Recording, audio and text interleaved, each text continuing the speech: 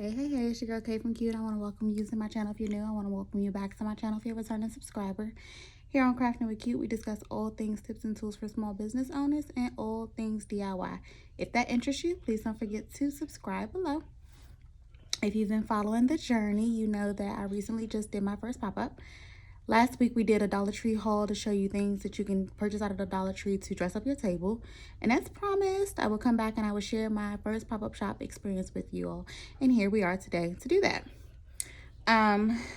We'll be going over the pros, the cons, the failures, and the successes. I had recorded this video. Sorry it's a little late that I'm releasing it. I had recorded the video, and when I got done, I realized the video was 34 minutes long. Don't nobody want to hear nobody's talk on YouTube for 34 minutes. So I'm coming today. It's going to be a little quicker so that you can get everything you need to get, and I'm going to aim for under 10 minutes. Perfect. So let's get into it. The pros. I have my notes down here, so I'm going to be referring to them often because I don't want to leave anything out. So the pros we have is the fact that the venue stayed super busy. I want to say that when I went in, I didn't have an open mind, and I got a little discouraged because the host was charging participants $5. Every event I've been to, it was the free entry, but I understood her concept behind the ticket sales. It was to give back to the vendors in case they didn't make anything. So, you at least had some money coming back at the end of the event from the ticket sales. We were able to collectively sell over 100 tickets. And at the end of the event, we got back $35 each. So you paid $60 for the table. We got $35 back. So I really only paid $25 for the space, which was great. The host was super adamant about keeping in contact. I really loved that. She reached out to us at least once a week to update us on the ticket sales or make sure we didn't have any questions, make sure we had everything we needed, so that this was a success for everyone. With the ticket sale price, the first 50 people got swag bags. So something that she required the vendors to do was to provide 50 items to include in the swag bag, which was something that came out of your pocket. So that was a loss you would be taking if you didn't make anything. But luckily, we all made something. So it was a good turnout for each vendor that was in there. This was my first event. If you don't know, I live in Maryland. I'm from Florida. So a lot of my family still lives in Florida. I literally have my dad here, my aunt, and my uncle. My dad works nonstop. He's always been a workaholic, so I already counted him out. He wasn't going to come because he was going to be at work. My aunt, my uncle, they're older, and they don't really go out due to what's going on in the world, COVID. They just keep staying very cautious, which is good for their age. So I didn't have any family support. So what I did was I sent out a text message to my immediate to a lot of family and friends, because my best friend also lives in Georgia. I sent out messages to my friends and family that I knew couldn't make it or wouldn't be able to due to COVID, prior engagements, or just distance. And before even stepping foot inside the event, I had already made $100 off of Cash App donations. So I sent out a text message that said, hey, I'm having my first pop-up such and such time, date, and I would love to see you there. If you can't make it and you would like to still contribute to my business, please send Cash Apps at such and such. And so they did that. $100. Go. So I want to say a pro. I didn't really know what a list is, but when you're researching your vendor events, some people provide tables and some people don't. This particular event they did provide a table, but I figured if this was the season and I'm going to be doing this, I wanted to buy my own table. So I went out and invested in a table, which was $50 at Walmart, 6-foot table. And it helped me be able to do a mock-up before going into the event, and knowing that however I did my mock-up, I would have the same space when I got to the event. So I had the same table. So everything that I placed on the table and the direction or the way I placed it, I knew that when I got to the event, I'll be able to place it the same way because it was my own table.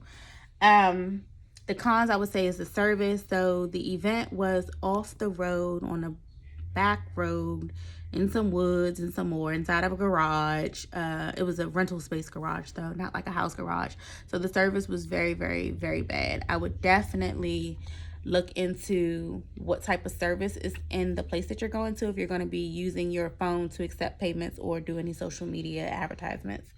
Like I said, I don't have a lot of family here, so, and the friends that I do have, the closest friends that I have and could trust to help me run my event, they were in the event. So I didn't have a second person at my table to be able to leave my table long enough to go support the other vendors, which I really wanted to do, or to do the podcast. There was a lady there who was interviewing all the small business owners, but you had to go to her table where her equipment was. So I didn't get a chance to do that either. But that's okay, because you know, Q is always marketing their own business. So it's just a different platform that I could have been exposed to that I didn't get a chance. But it's all good. You win some, you lose some. I was very nervous going into the event, and so was my other two friends. We were talking about it prior to. We were nervous, but scary money don't make no money. So you got to go in with an open mind, and you got to act like you ready to get this bag. So you got to get the bag. But something that helped ease my nervousness is I'm not a talker. You wouldn't be able to tell, right? I'm really not a talker. I don't like public speaking. So it's like greeting someone and talking to strangers. Like, it's like a fear that I'm overcoming being a business owner, but it's still there. So I came up with a little cute slogan, and that slogan was "Welcome to the Cute Shop." I don't know, but I loved it. So another thing was the lack of restock. So once you purchase something off my table, I didn't really have items to replenish. So by the time 3 hours went by, we were approaching the fourth hour, I didn't have much on my table. A lot of people will be there to support. They're going to spend their big bucks with the person who they came to support. And a lot of the people want to support all the small business owners. So they go around to the table and they're just looking for cheap things to purchase to say they supported you or whatever. So towards the end, all those cheap things were gone. So I definitely want to look into providing more products that are cost effective for people who just want to say they supported your business, which is cool. So that's another thing I would definitely recommend, is having things on your table that are budget friendly for people who come to support other people but want to support you too. The space was an issue for me. I felt like I didn't have enough space, because once I put my 6-foot table out and my drawers to be able to get my bags and my business cards that I didn't put in the bags, it was like touching the other lady's stuff next to me. So I would definitely consider asking your host how much space you actually have, so you can plan accordingly and you don't bring in too many items that won't fit in your little corner. My successes was the fact that I reached all 3 financial goals. So my first goal was to make $60, which is my table cost back. My second goal was to make an additional $326, which is what I spent on materials. My backdrop was $100. My table was $50. The miscellaneous items that I bought off of Amazon, Walmart, and out the Dollar Tree. And then another $375 for my round trip tickets for my son and I to be able to go home. I had to do that anyways, but it was just good to make it at the event. So total, that was, I believe, $721. I made that plus some, so I was able to pocket money too, which was great.